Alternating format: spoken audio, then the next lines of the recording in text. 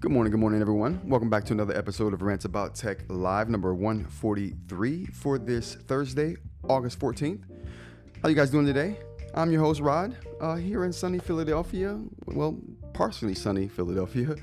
Here with some friends of mine in the chat and some viewers also. So thank you guys for being here. It's choppy. Oh boy, chat. I hope it's not choppy when I'm on right now. I see it getting a little bit choppy there. Let me know if this is affecting your stream at all, and I'll see what I can do about it. But this is where we talk about today's tech news of the day. We talk about some eInk topics as well. We talk about some maker stuff, although I don't think we have any maker stuff today, but we typically do. But we're going to get into all of that stuff as the day goes along here. So let's go ahead and talk about today's national holidays. We got National Navajo Code Talkers Day today. What else we got here? And if you don't know what those are, those were Native Americans who were helping with the war effort, coming up with a code that they could use so Nazis couldn't decipher what they were saying. And that was one of the ways that they relayed information throughout the war. So I thought that was pretty cool to bring some awareness to that. We got Pakistan Independence Day. We got National Finance Awareness Day as well. National Creamsicle Day. We should have started with that one. National Creamsicle Day. If you enjoy some creamsicles, I used to enjoy creamsicles when I was a kid. Not so much anymore, but I used to. Any creamsicles enjoyers out there today, chat? We got anybody enjoying creamsicles today, more specifically. Good morning, Aaron. Thanks for being here. I see Aaron in the chat. We got a couple of things to talk about here today as far as news goes. There's a couple of Google stories to talk about. The Pebble Watch story is something I wanted to talk about, but we'll get to that in a minute. But I've always thought of them as like having eInk screens. I don't think that's a thing anymore. But we're definitely going to talk a little bit more about that, you guys. But how's today going? If you guys know of anything that you want to talk about today, or if there's big stories going on that you want to mention, go ahead, throw it in the chat. Don't be shy. Throw it in the chat. We also have a Discord that you can use for links if you want to. So that link for the Discord is also in the description there. What else we got going? We also have a call-in section. So if there's something you want to say during the show, you want to call in and say something, you can join the Discord and go into the events channel. There's also a link in the description for the events channel. It'll take you right there. When you're there, you can raise your hand and kind of let me know you want to say something, and we'll get the conversation going. But go ahead. Let's get this tech news started for the day. All right, the first thing we got up here is going to be Google Keep adds sort options. So let's go ahead and look at that. Do we have that? Oh, we do. We do. All right, so Google Keep sort options. Basically, this is nothing huge. It's just them adding some features to their app. I think that they should have added a long time ago. The ability to sort these things by entry date, most recent, things like that. So you can find that in your app today if you are a Google Keep user. We got any Google Keep users out there in the chat? I'm a everyday Google Keep user, but let me know what you guys feel about that. Gemini adds personal context. So we're going to speed through a couple of these this morning, just the first few. Gemini adds personal context, memories with more personal touch. So basically, this is like a follow-up to what we talked about yesterday. Oh, wrong one. This is like a follow-up to what we talked about yesterday, where Anthropic added memory to their chatbot, Claude. Something I thought they already had, and I'm coming to realize that a lot of these chat bots and a lot of the AI models, they've already had memory for a little while, but they work in different ways and they are implemented in tiers. So they're implementing the memory functionality to a lot of these chatbots over time. So when I thought that they didn't have memory, they do. They're just iterating on those memory features and functionalities that the chatbots have. So that's what's happening here with Google, and that's what's happening with Anthropic as well. But I don't see this being, they said, this article specifically talks about them being ahead of Anthropic. I think they're just coming into parity, really, essentially, from the read here. But the bigger thing here for me is that it's one of those things to where this hasn't been my experience with AI chatbots. And I'm not sure what your guys' experience has been with chatbots. And you can let me know in the chat how you feel about what I'm about to say. When I talk, I remember talking about this like a long time ago when I first stumbled upon live chatbots, where as far as Gemini would be live, you can have a live conversation, just talk to it, it would talk back. You can interrupt it, it would stop talking and listen to what you were saying and like change the trajectory of the conversation based on that. That's been my experience for a very long time. Now, I have also, and I called it Cliff for a long time too, you guys, if you remember that. But for a long time, I have been reading these stories about memory, and they're adding memory features. I'm like, I've been able to talk to my chatbot for months about topics that I've been working on for months, and it will like commonly bring up something in relation to something I'm talking about right now that I talked about months ago. Just take the crystal nib, for instance. I have conversations with chatbots about that. So it'll recall something that I've called it in the past. And so if you guys remember, I used to call the crystal nib something else. What did we used to call that? I forgot what I called the crystal nib before, but Jay coined it the crystal nibs, and I thought that was awesome, so we kind of went with that. But before, it was called something else. And so when I started referring to it as the crystal nib, it asked me, it was the previous name what I was referring to now as the crystal nib, and changed its verbiage based off what I had been calling it. I'm like, okay, that's cool. It's remembering, changing it, and not only is it remembering past things, it's altering the memory of past things with new information. I'm like, so that's been my experience with chatbots, and it's odd that the article here, who wrote this article? Let's take a look here. Joe Hindi. So Joe's Joe's experience with this wasn't that. His experience was that he had to specifically ask the chatbot to remember certain things or specifically ask it to recall certain things. My experience has been that it's been proactive in doing that. What about you guys? Is the AI chatbots that you guys use proactive in bringing up past conversations? Does your chatbot bring up past conversations? Is that something that happens to you? Do you have to explicitly tell it to bring up past conversations or explicitly tell it to remember things? Because that's not my experience. I don't have to tell it to remember things, and I don't have to tell it to recall things. It just kind of proactively does that, which I like. You guys let me know in the chat. Let's go to the chat real quick here. See what we got going on. Sheen says, love Keep. Use it all the time. Keep has been a staple in my life since it launched. And we're talking, it's probably been close to 20 years now. Google Keep has been a part of my life for a long time, at least 15 years. Good morning, everyone. Aaron, do you know any upcoming Boox or Supernote releases coming up this second half of the year? No, I don't know of any upcoming eInk releases, Aaron. But I do know, actually, I do know there is. You can expect the Penstar to be released this fall. I mean, that's going to be coming this second half of the year. The eNotes, I think they're going to release more than one eNote at the end of this year before the end of this year, if I'm not mistaken. I could be wrong about that. Don't quote me. But they're releasing at least one device this year, at the end of this year, or before the end of this year. I'm thinking September-ish. Don't quote me on that either. I don't know nothing. What else we got here? Aloha, Kona, coffee, toast, good morning. Aloha, BM, get the dab out. Yeah, so I don't know of any other devices other than the Penstar eNote device. Maybe devices that's coming out the end of this year. Let's speculate though. I'm all right with speculating. So let me know your speculations in the chat. What do you think's coming out before the end of this year? What do we got? I made my predictions last year and I was totally wrong. You know what? I wasn't totally wrong.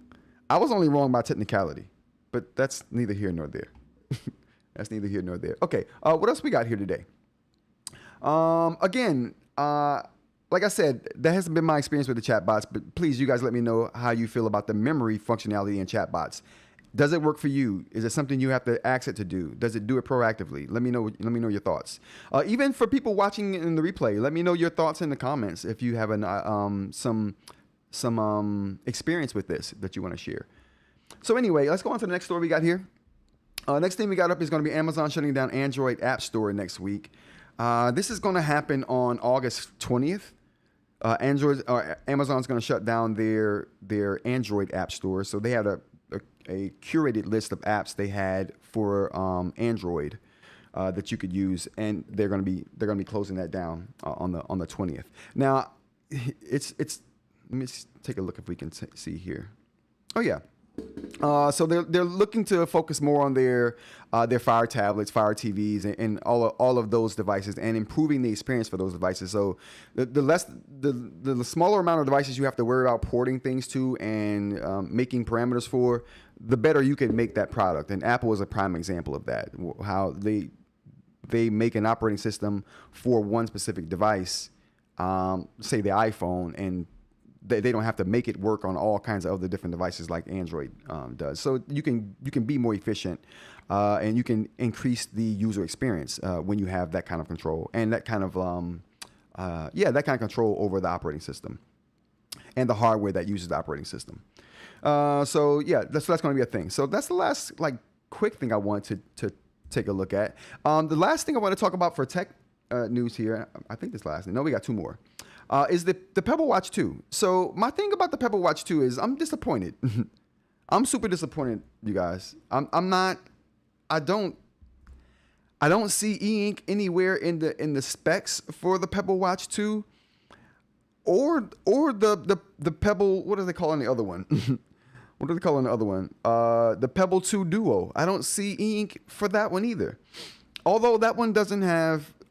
Well, actually, that one is supposed to be releasing in August, so that's this month. So, yeah, I don't see anything about eInk displays on these devices here.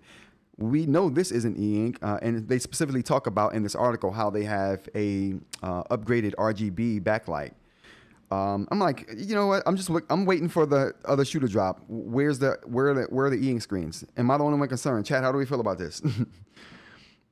Is anyone out there considering buying the Pebble? I think it's also interesting that they have the name as well now too. So they've gotten the name from Google somehow, because Google owned the rights to this stuff from a company that they bought that owned it. How they did that, kudos to them. The dude is a master negotiator. But definitely, I think getting the Pebble name back was an integral step in this, because I was not rocking with the previous names they had that they were going with for the initial launch of this. I wasn't a Pebble user by any means. I didn't really think Pebble was a big thing when it was a big thing. But me being into eInk now, it's become more of a thing to me than it used to be. And I would love to see them come out with a revitalized eInk Pebble. That would be cool. That would be cool. What do we got here? BM says, no, it does not. Gemini basic forgets.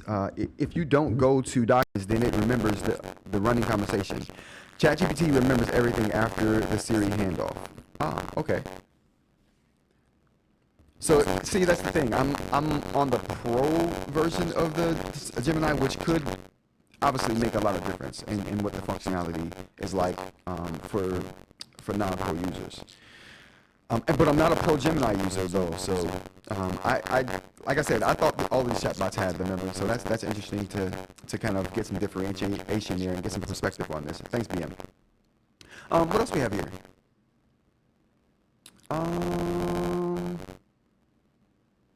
Oh, the future is the spaceship. So let's take a look at this, you guys. There we go. I don't really. I have opinions on this. First of all, it reminds me of a show that I saw a while back. I'm not sure if you guys. I can't remember the name of the show. I tried to look it up and couldn't find anything relating to it. But there was a TV show series with a ship that looked like this, that were carrying people for like a 200-year mission off to a distant star or something like that, and it was talking about the social aspects and the social norms that were built up over that journey, which I thought was the interesting part about it. It wasn't really that it was in space. It wasn't really that it was a spaceship. It was just that the relationships that people were making and how they were going about dealing with life in that kind of condition. I think this is cool because I saw that movie. If you guys know what that is, throw it in the chat here. Oh, my mic is glitching. Oh, snap. Okay, hold on one second. Let me see if I can fix this. Oh, I see. Thank you, Claude City. Alex Pitt, thank you as well. Let me see if I can fix that.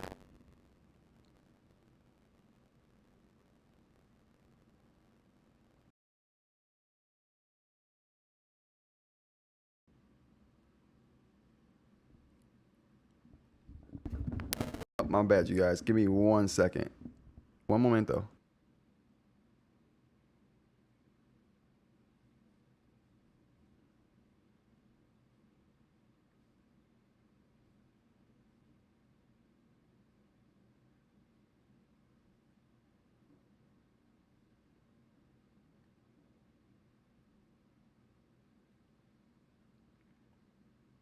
Oh my goodness.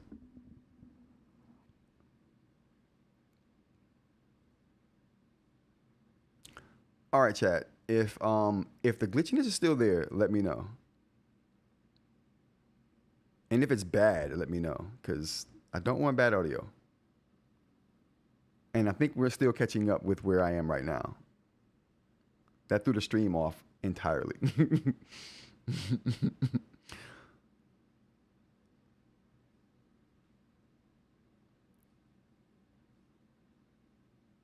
Oh, it's fixed. Okay. I think I still need to catch up. I hope that it's still fixed. But let's see. All right, we're going to continue on. If it starts to be a problem too, let me know, you guys. Okay. All right, so the next thing we got up here, or were we still talking about this? Yeah, the futuristic star or spaceship. So I think I was saying how I saw a series talking about this very like topic, and it was very interesting to me. They ended it after one season though. That was garbage. They ended it after one season. I thought they could have done more, but whatever. Let's go ahead and talk about it though. How do we feel about this? Would you do something like this? First, let me get into some of the details before you guys answer. But if you already know what this is about, let me know in the chat how you feel about it. So this is a 400-year mission to a distant star.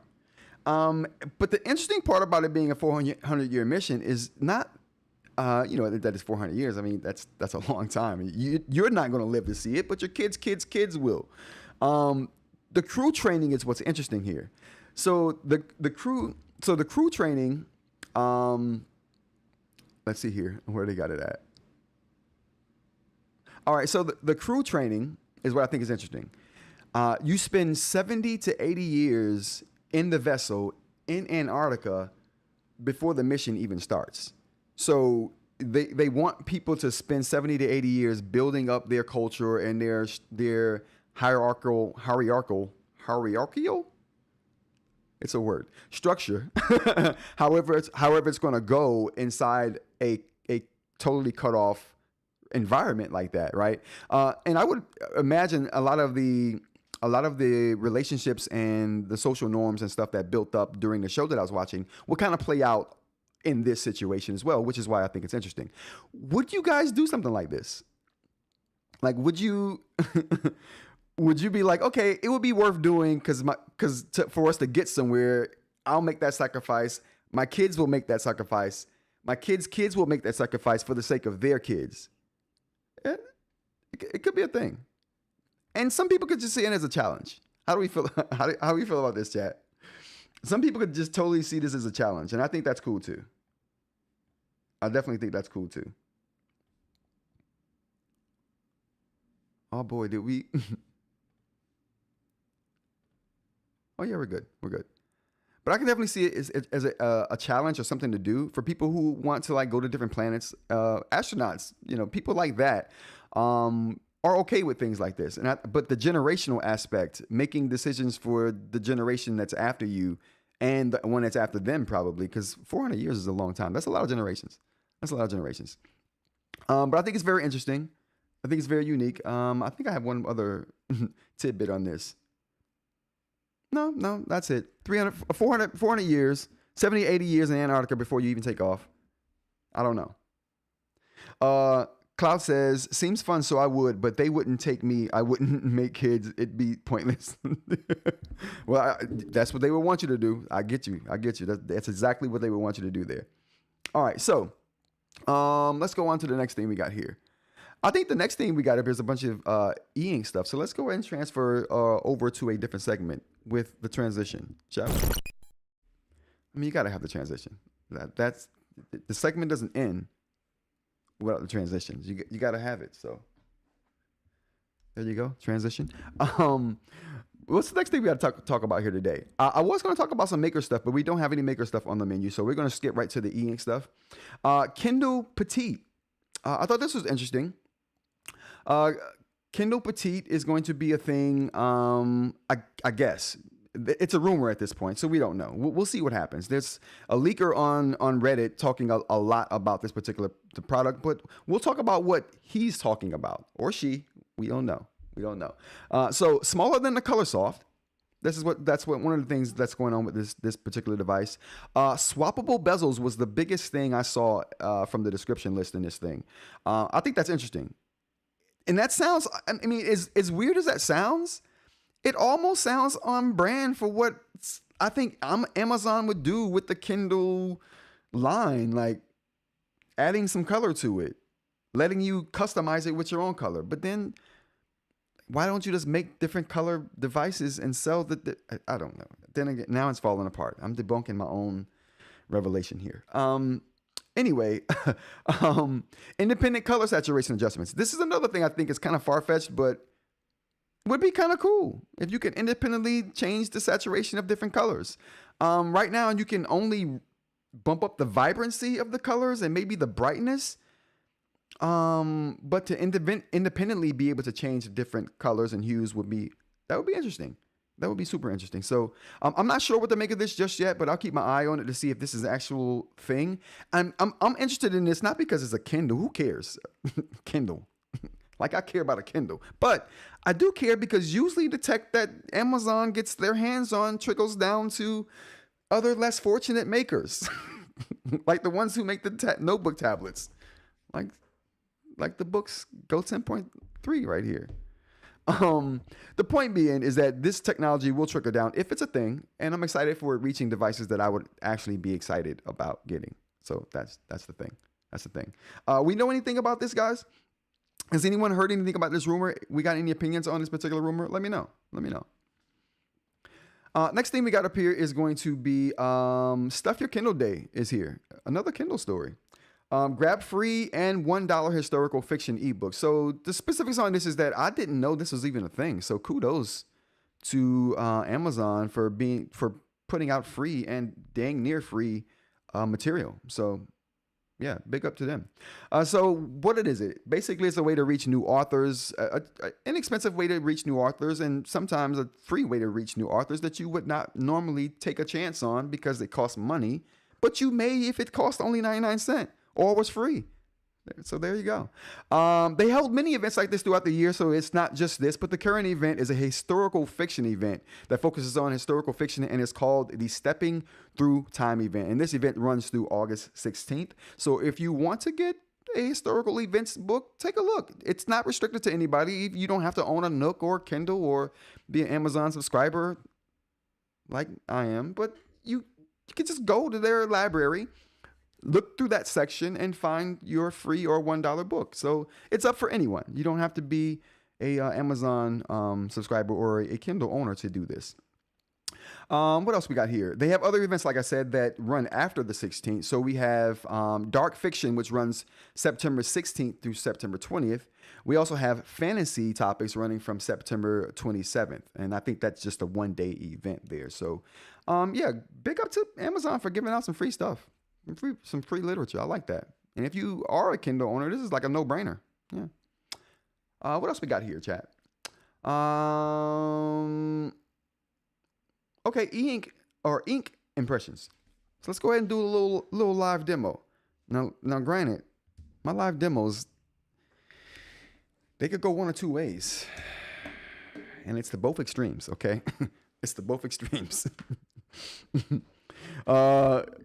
Cloud says, IRC, they did make a couple colors once, but I think the economy of scale, that wouldn't work. You just end up with 4 boring, safe colors with an illusion of choice. I like the bezels idea. But how would the bezels be different than shipping it in a different color? Or are you saying it's less of a gamble if you ship just a regular plastic frame bezel? Is less of a gamble financially for these companies than it is changing the whole device color.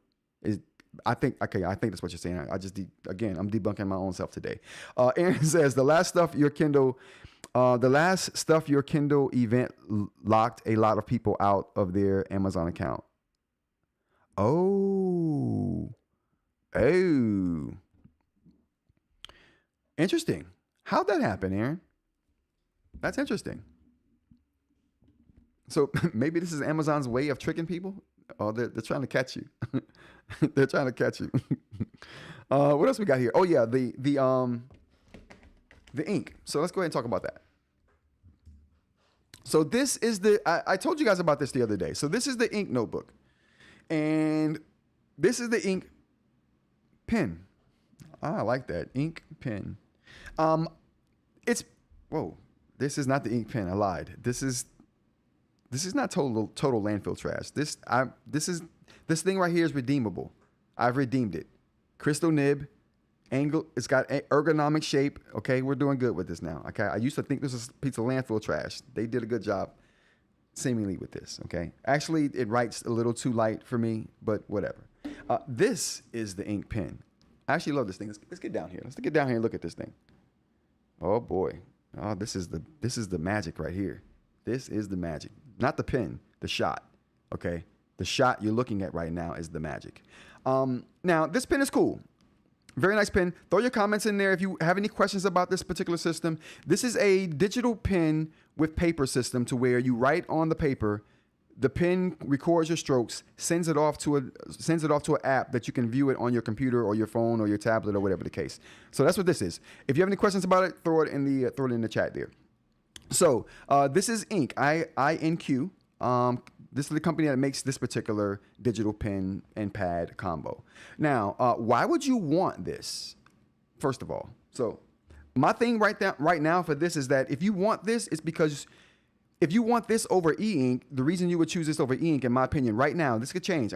This is my first impressions before really diving into it. It's because you want paper on pen. You don't want to simulate paper on pen and something that gets close to it. You want that actual functionality, but you also want those notes and those drawings digitized, right? That's one of the things for this. I didn't see me using this for a lot of things, but Ed hit me up last night, was talking about a use case in the comments. He was saying for things that you don't want to do anything else with, but you want to have a digital copy of it, like a backup or something like that. I can see that. Which is predominantly how I use the Nomad, but I have backup options, I have export options, I have editing options, but I don't use it that way all the time. Predominantly, that's how I use the Nomad. So very interesting take there. So if you guys got use cases on how you would use a system like this, let me know in the chat. And if you're watching this in the replay, let me know in the comments. This will be interesting to see how people would use this above and beyond how I'm thinking about using it. Like I said, I moved on from paper and pen a long time ago, over a year ago, and I haven't looked back since. But I'm going to try this system and see how it works and see what advantages it has, if it has any over the eInk system that I use now, and see who this is for, who it's not for, what situation it works best with. Those are the kind of things I want to kind of uncover with this. But going back to the system here, let's hit the chat real quick though before I do that. So it's a Rocketbook. Essentially, yes, Aaron. I haven't dove into Rocketbook. I've never like dabbled in this kind of world before. So, but everyone that's heard me talk about this relates it and correlates it to the Rocketbook. So yes, looks like a fake Lamy. Listen, this is the reason it does look like a fake Lamy. I said that in an unboxing that I did last night. That's one of the reasons I was interested in even getting the system when I saw the pen. I'm like, oh, that pen looks like a Lamy. That's interesting. Even down to the, and the clip, the size though it can't match. This doesn't look like a marker. The Lamy looks like a straight marker, and I love it.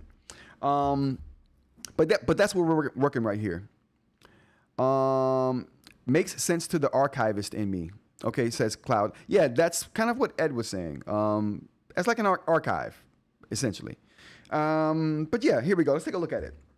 So some of my initial thoughts here. Let's back up a little bit. We got a little ahead of ourselves. We got down a little too far. So what I think, the first thing I think is I like the build quality of the pen. Okay, I like the clip because it reminds me of the Lamy, and I love the Lamy clips. I like the build quality of it. It feels good. It feels substantial. The cap feels good and substantial, weighted almost. I like the ergonomics on it. Let's take a look at this. Can we see this? So I like the ergonomics they have on it here, where you can, you see that it's got like a triangular form to the top, but it's totally rounded at the bottom there. And it's truly amorphous. That's probably the wrong word I was looking for. But you can use this upside down or this way. It doesn't really matter. I want to go for the way that feels best to my fingers, that makes the triangular shape fit better. And I think having the triangular shape on top and the rounded part on bottom feels the best. And it feels the best writing as well. So if you could use it upside down if you wanted to, I guess. But I think this is the best way right here. And this might be the way they intended for it to be used as well, because this is the side that the light is on and the branding. So yeah, I'd say this is how they would want you to use it. Now, an awkward part about this pen is this right here. You see how when you're grabbing it, can I do this? Oh, I'm gonna break my arm trying to demonstrate something. This demo might go way wrong. Okay, so when you're holding it like this, you can see that it's not in the middle of the pen. It's up top because there's a sensor here. And this is what tracks what you're doing. This is what tracks your movements right here. But the pen here is on the top there, and that bit of offsetness bothers my writing experience. I don't know why. I guess it's something I'm going to have to try to get used to, and I probably will. And I've just only had it for a night, and I've only tried it for like 30 minutes or 45 minutes or so. So I still got a lot more to do and a lot more work to do with this, but we're gonna see. But right now, it's gonna be something I'm gonna have to get used to. In the chat, we got not for me. If I want my or if I want my writing in digital form, I will just use eInk. That's my stance too right now. That's exactly my stance. Now, I want to talk about some of the pros and cons to this. And I think we talked about them yesterday as well. We'll talk about them again here today too. But this pen right here, that's one of the things that's I'm going to have to get used to, and that is a thing. In the back here, we have the charging port, the USB-C charging port in the back here, and that's about it as far as the pen goes. Yeah, we'll talk about the line quality and how it feels on the paper in a second. But that's it. And also, when you put this in the cap, you have to put it in a certain way because it won't go in otherwise. The light has to be aligned with the clip. Because if you try to put it in any other way, it won't snap in. So that's another thing. I wish they would. I wish it was just you could put it in anyway. But I kind of understand why, but I don't. They can do that with a quill writing. With quill writing, it's tricky archival. Oh yeah, I don't want to archive on quill, bro. Dabbing it on your tongue, hitting the ink, getting your feather right. No. All right, so let's go back to this notebook here. So looking at the notebook, this is what I have here. So it feels good. Really, really nice quality cover. It feels like it could be plastic. It's so nice, but it is paper though. It feels really good. They have two folders inside here, so you get one on this side and one on that side. I have a piece of what I call the best paper Mead makes right here. This might tell you about my my quality level and what I think is quality. It's probably not high enough, but this is what I used to consider peak paper for Mead right here. So let's take a look at this compared to this. Now, I wrote quite a bit on this, but for me, for right here, this paper feels substantial. It feels good. It's nice and thick. It's a little bit thicker than the Mead paper, right? It's a little bit thicker than the Mead paper. You can see where that paper cuts off under the Mead, but if you put this there, like, oh, yes, you can see where that cuts off, but you can't see where this, oh yeah, you can. Oh no, you can't. You can't see where that cuts off there. Maybe that's a lighting thing, but the point is it's thicker. It feels more substantial. It feels like it would maintain you using it and turning the pages without coming out better. Even if you had it in a 3-ring binder, which they have the 3 holes here for you to do that, I feel like this would hold up to wear and tear a lot better than the normal paper. Another thing I like about this paper is that the perforations they have here. So it's perforated. That's a really nice touch to add here. That's not unique in any way, but I do like that. The unique thing I think about this is because I'm used to blue and red lines here. They have black lines, which I think is better. I've never really thought about that much until I looked at this notebook, but the black lines I feel like are better. I do feel like the black lines are better. Again, if you have any questions about this thing, you want me to check out anything, let me know in the chat here. But I do think the black lines are better. I like the fact that they have the pages numbered as well, letting you know what the volume is. Let's see if we can get down here and see that. So they have the page numbers here. And they also have the volume number right here to let you know. And I think that's kind of a cool touch there. I'm not sure if that's a necessity because of the digital nature of the platform. But regardless of why they have it there, I think that's cool, and I'm glad they do have it there. And I think that's the biggest things about this notebook here that I like. It's really nice. What else here? I think I talked about the awkward pen position. We talked about the paper, black lines, premium fill, texture, margin size. That's another thing I liked about this paper is the margin size. Just taking a look at the margins here. Oh, you know what though? We probably got. Oh, never mind. I like the margin size, but it's comparing it to the Mead paper, it's no different. So that wouldn't really be a bonus or a pro for this particular system here. The app, super responsive. Lag time is very minimal, and in most cases you won't even notice. Let's take a look at that. We'll do a live demo of the app as well, real quick, to show you how that works.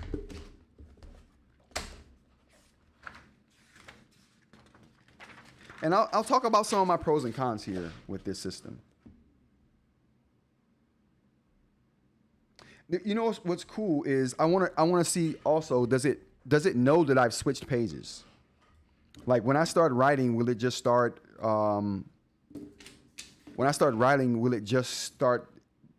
picking up on the page that I was on before? Let's see.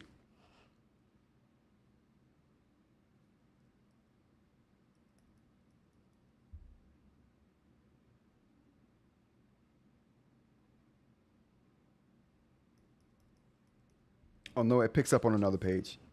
So I'm not sure. Can you guys see this? Let me get here. So it picked up on another page. Let's get down here a little bit more so you can see both of those. Kind of in action here at the same time. There we go. So we got, it's not very big though.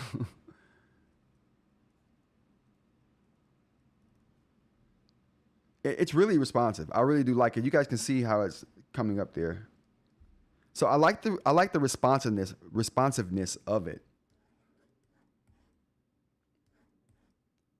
Yeah. What I'm going to have to dig into is the organization of this particular system. But one of the things I'm not very keen on is the fact that I've gotten used to and have gotten spoiled with editing on eInk devices. The tools are just fantastic. Sometimes they're above and beyond what you can get on an iPad as far as note-taking tools go. The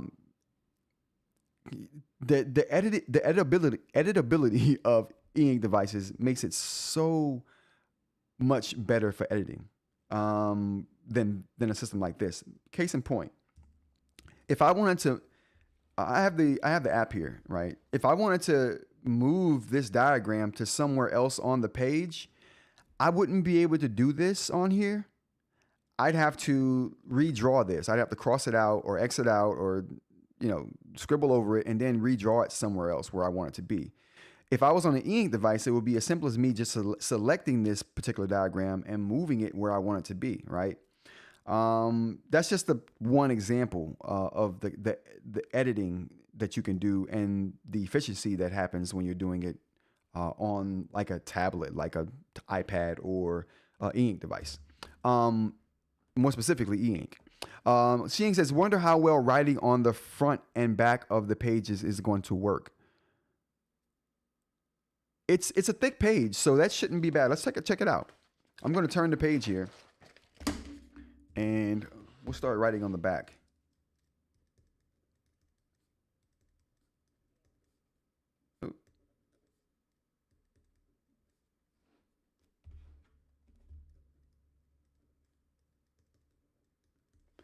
All right, this is the back side. I'm glad Mike's not here. But yeah, so as far as what it looks like, you can't see the ink on the other side here. So the page is thick enough to where the bleeding won't go through, which may be another reason why I feel like the ink isn't dark enough for me. It's fine. It's fine. There's nothing wrong with it.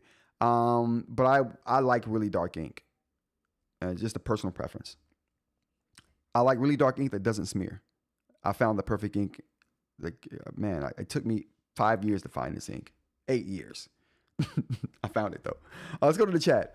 Because eInk is so great at editing, I don't see a real use case for this outside of being a cheaper option than eInk.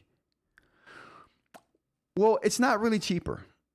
If you throw in the cost of you're gonna have to replace the ink that's in here, you're gonna have to replace the notebooks because you need more paper. Over time, you can see the cost adding up, right? And then you're gonna have to replace the pen after a time because the battery isn't like user replaceable. So it's gonna die at some point. Yeah. So there's some cost. Oh wow, that's interesting. Oh yeah. Anyway, one more thing. This thing is kind of just listen to this. This thing is kind of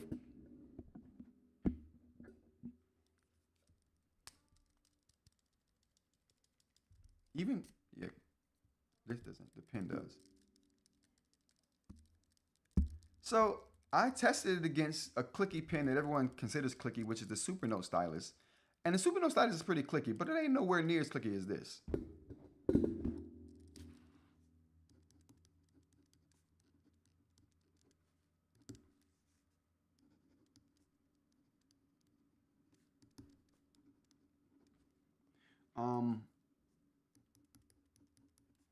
Yeah, I don't know.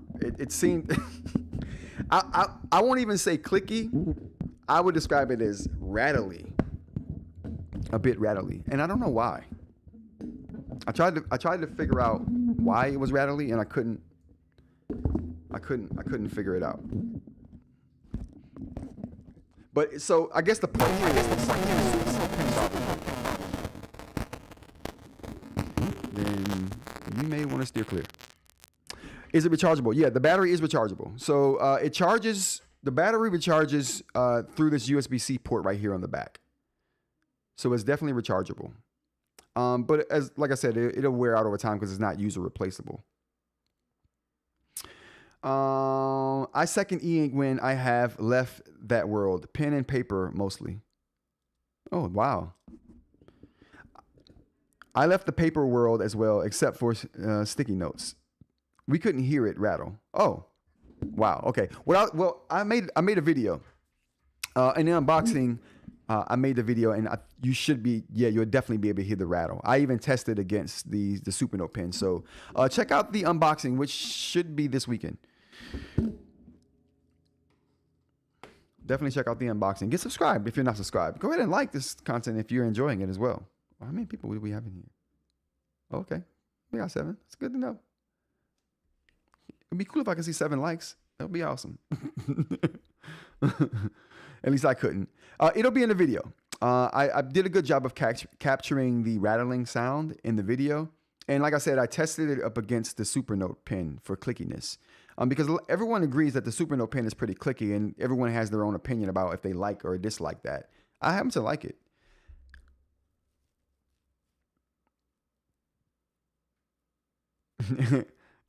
Aaron says, I don't want to call it trash because I'm sure this product is for someone, but I don't like it. I'm reserving calling it trash. It's not trash yet. I'm looking for use cases. I'm going to try it out for the next week or two. I'm going to give my opinion on how I feel about it.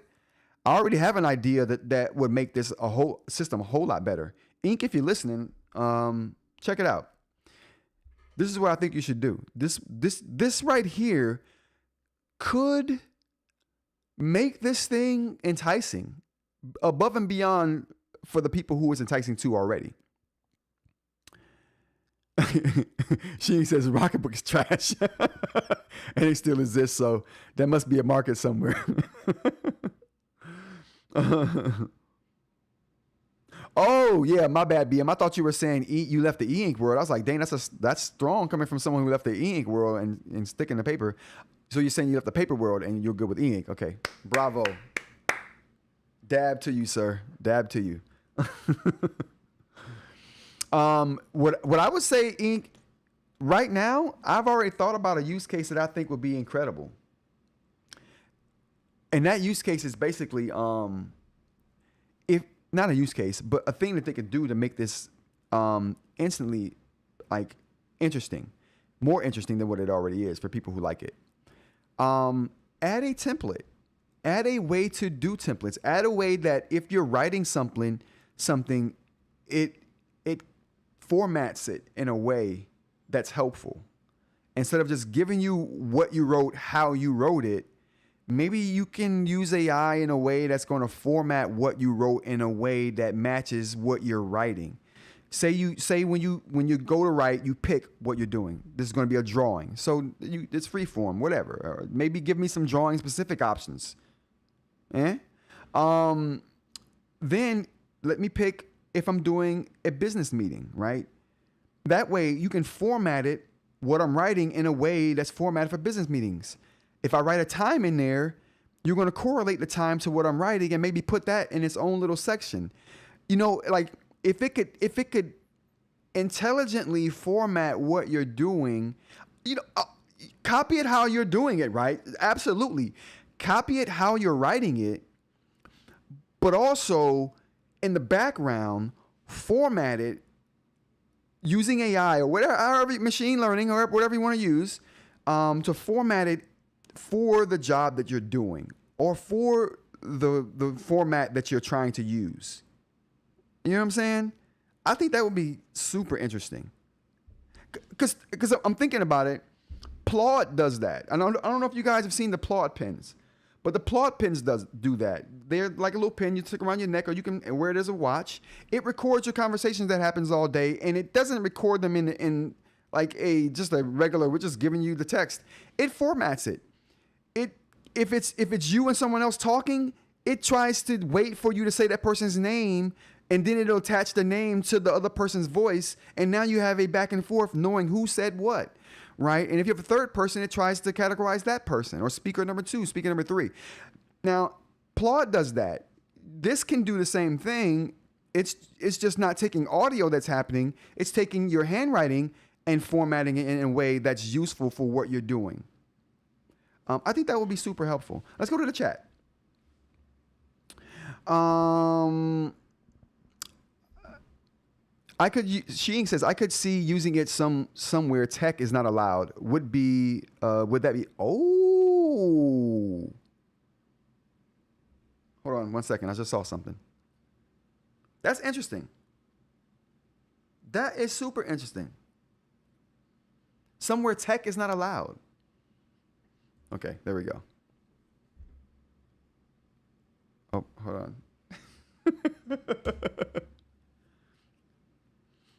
Okay, there we go. Somewhere tech is not allowed.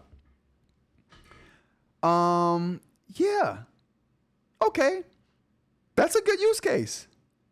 That is a very good use case, eInk, because think about it. I say it all the time that the front lightless eInk tablets are really good for situations where tech normally wouldn't be allowed because the lights are so distracting, the sounds that it makes, the notifications. You might be doing other things other than just writing on there.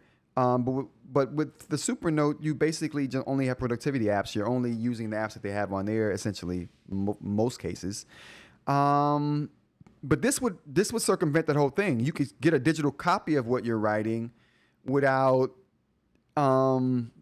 using a screen. Brilliant, eInk. Thank you. That's a good use case. Could be neater if they open source the API protocol. We can integrate it as a remote pen input to Supernote or anything else. Ooh, that's interesting too. Especially considering the Supernote just went the Wacom route with their thing. That would be super interesting, especially since, it doesn't have to use the pen. I can see you throwing a cap on this, and this just capturing the strokes with the IR. I think this is an IR beam here. Whatever they're using the track with, I could see that being what they use, and just cutting off the ink altogether. I have been using Inq for a while now. Ooh, Brian, what do you think? I want your thoughts, Brian. So you want it to act like an eInk tablet. At that point, you should just go with eInk.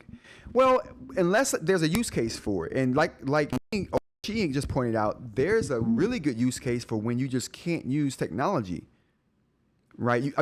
Not technology, but you just can't use a screen. like a screen is frowned upon in the environment you're using. Inq will also transcribe audio. Wow. You can interact with your notes with their AI agent, Quinn.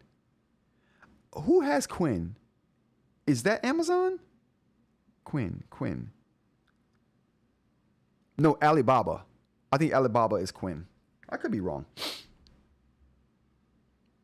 I've been using digital pen technology for a while, and the app is really coming along because it can sync your handwriting with the audio as well as give you an audio transcription. So does the pen capture this audio, Brian? How does that work?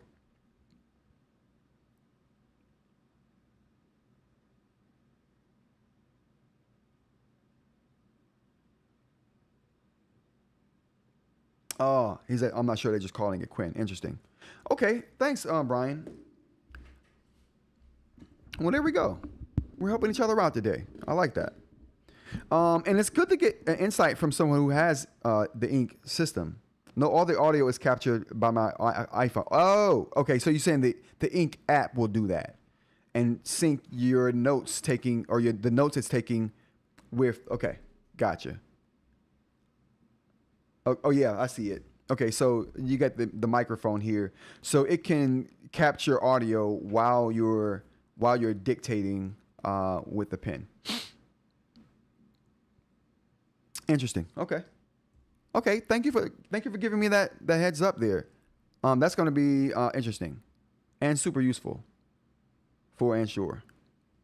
Again, thanks, Brian. Yeah, I'm gonna look more into this. So I'm gonna use these features, see how I can use it for my workflow. Let you guys know how I feel about it. And I really do think eInk may be on to something with this. Even this may be something that can play into your workflow, even if you're into eInk. If you ever, like, if you're in an environment or if you're in a profession where that can't be done, because you can imagine writing your notes here, right? And then having that pushed to a PDF file that you can look at on your eInk device and then iterate on your eInk device. A workflow I'm going to explore. I'm going to explore that for sure. So we'll definitely dive into that, you guys. Brian says, yep, the app will sync the audio with your handwritten notes, and then you can go into your notes on your phone and tap on it on the area to get exactly what you want to listen to based on your handwriting. That's nice. I'm also reviewing another device called Notorious from Kent Displays. Oh, Notorious. Got it. Inq can also save files as PDFs, so you can also share it on the web. Yeah, and view it on your eInk device, like I just said, and do your iterations on there that way. Split screen, or if you got two devices, do like Aaron does. Super cool. Cool. Good use case for quick note taking during a lecture. Then it is audio sync. Like if it's audio sync like that, yes. Anything that's audio synced is good for lectures and stuff. I do appreciate that as well. That's coming from Cloud. All right, let's go ahead and see what we got here on the agenda for the day. I think just some Crystal Nib stuff, and I think we're good to go. So just some last minute Crystal Nib stuff before we get out of here. Again, if anybody wants to leave feedback, please do. If you've bought a Crystal Nib, I'm trying to get all the feedback I can from the people who bought into the Crystal Nibs. Leave feedback at rod at ransombytech.com or feedback at ransombytech.com. You can leave feedback on this video if you like. You can leave feedback in the Discord. Link for the Discord is in the description of this video if you want to know. Join us there if you want to continue any of these conversations or start your own conversations with the crew that we have in the Discord. They're an awesome bunch of people, very knowledgeable and always willing to help and share information. So definitely explore that option if you want to join the Discord. Yeah, I think that's going to be it, though. Thanks for everybody for joining. Let's get the outro music going. I think we can find... Oh, there we go. All right. Thanks, everyone, for joining this episode of Ransom About Tech Live for this Thursday. Again, if you want to join us every weekday, 10 a.m. to kind of whenever. We try to go for like an hour or so. Sometimes we go over if there's a lot going on. You never know what can happen in the chat. But definitely join us if you're interested in the daily tech news, if you're interested in the daily eInk news, if you're interested in daily like maker news. We typically cover that, though we didn't cover it today. Again, thank you for joining. Hit the like button if you liked. Hit the subscribe button if you want to see more content like this. Shoot over to the YouTube channel, check out some of the content. We got more content coming this weekend and for next week. I finally got some videos queued up. Aaron, I got videos now, so we're getting back to that. Thank you to everyone for joining me. I really appreciate you. Thanks for everyone who engaged in the chat today. I really appreciate you. Thanks for the new people who showed up to the chat today, including Cloud. Thank you, Cloud, for correcting me as well. I know now. All right, everyone. Thank you for joining me. I hope to see you all tomorrow, which is Friday. Yeah, join me for the end of the week. It's going to be awesome. Until then, everyone, take care.